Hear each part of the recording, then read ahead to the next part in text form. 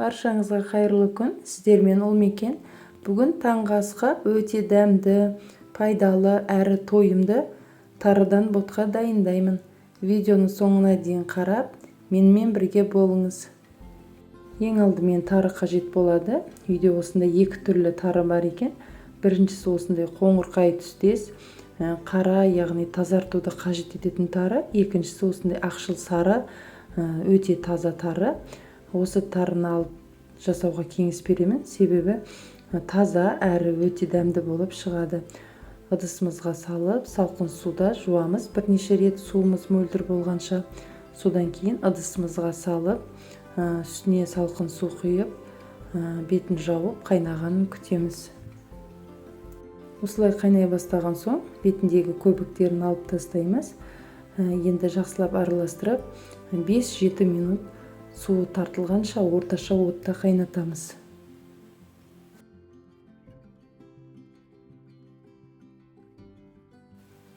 Суы толығымен тартылды. Енді үстіне сүт құямыз. Сүтті салқын сүтті немесе ыстық сүтті құйсаңыз болады. Содан соң дәміне қарай тұз, қантын саламыз. Мен жарты шай қасық тұз, 2 шай қасық қант салдым. Егер сізге қатты тәтті болғанын қаласаңыз, тағы да қант қосуыңызға болады. Барлығын жақсылап араластырып, баяу отта 20-25 минут қайнатамыз. Бетін толық жаппаймыз, осылай араластырып отыруды ұмытпаймыз.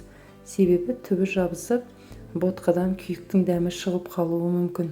Мен мұнда 2 кесе сүт құйдым, себебі піскен соң бірден ішетін боламыз. Егер сіз алдын ала немесе түн ішінде жасап таңертең беретін болсаңыз, міндетті түрде 3-4 кесе сүт құйыңыз, себебі тары тез қоюланады.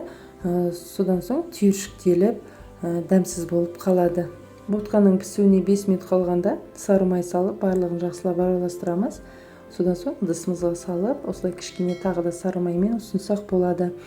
Мен ботқаны кептірілген өрікпе немесе асқабақтың дәнін қосып жегенді ұнатамын. Балапандарыңызға жасап беріңіз, себебі бұл өте пайдалы ботқа. Видеоны соңына дейін қарағаныңызға көп рахмет. Егер сізге видео ұнаса, лайк басып, каналға тіркеліп қоюды ұмытпаңыз. Астарыңыз дәмді болсын. Хош сау болыңыз.